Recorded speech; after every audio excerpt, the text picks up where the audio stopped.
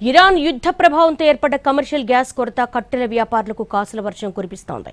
ఏలూరు జిల్లాలో గ్యాస్ కొరతతో హోటల్ వ్యాపారులు కట్టెల పొయ్యిలపై వంటలు చేస్తూ ఉండడంతో స్థానికంగా వంట చెరుకు అమ్మకాలు ఊపందుకున్నాయి.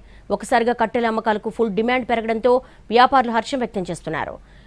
ఇదే అవకాశంగా పలు చోట్ల ధరలు పెంచి దండుకుంటున్నారు. ఇదే అంశానికి సంబంధించి మరింత సమాచారం మా ప్రతినిధి మల్లికార్జున్ అందిస్తారు. ఇరాన్ యుద్ధం కారణంగా కమర్షియల్ గ్యాస్ సిలిండర్లు నిలిపివేయడంతో హోటల్ వ్యాపారులు తీవ్ర ఇబ్బందులు ఎదుర్కొంటున్నారు. ఈ నేపథ్యంలో ఆ గ్యాస్ కొరతను అధిగమించేందుకు ఎక్కువగా కట్టెల పొయ్యిలపైన ఆధారపడుతున్నటువంటి పరిస్థితి.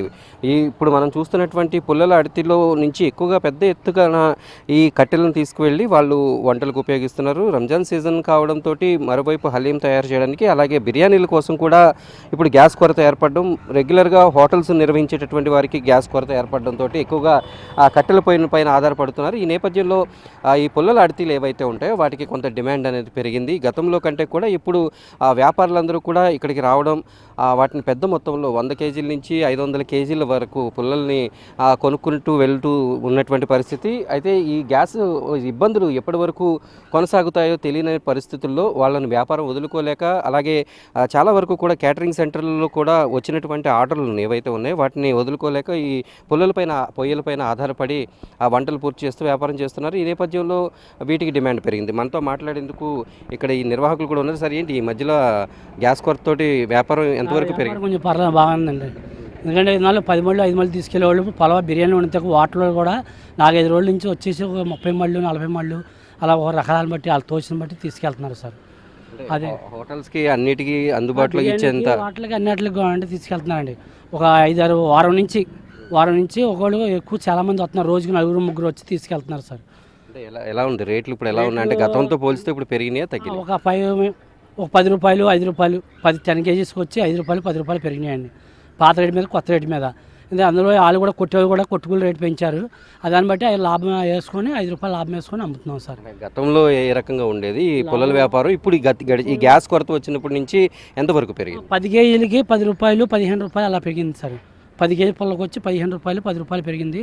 ఇందులో 60 రూపీస్ అలాగే 70 రూపీస్ ఉండేది. ఇప్పుడు 80 రూపీస్ దాకా అమ్ముతున్నాం సార్.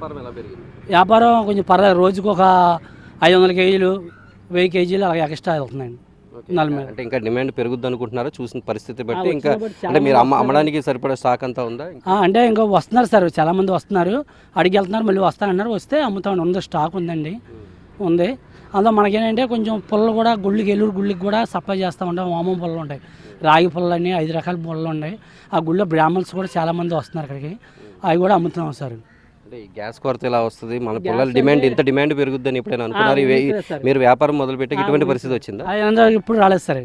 ఇన్నాళ్ళు కొంచెం ఎక్కువ అమ్మేవాళ్ళం, ఇప్పుడు కొంచెం కరెంట్లు వచ్చిన తర్వాత మీకు తగ్గిందండి. ఇప్పుడు అంతా గ్యాస్ మళ్ళీ ఇప్పుడు ఏంటంటే పాత మోడల్ గ్యాస్ లేకపోవడం వల్ల పుల్లల సేల్స్ బాగా పెరిగిందండి ఇప్పుడు. Okay sir, thanks.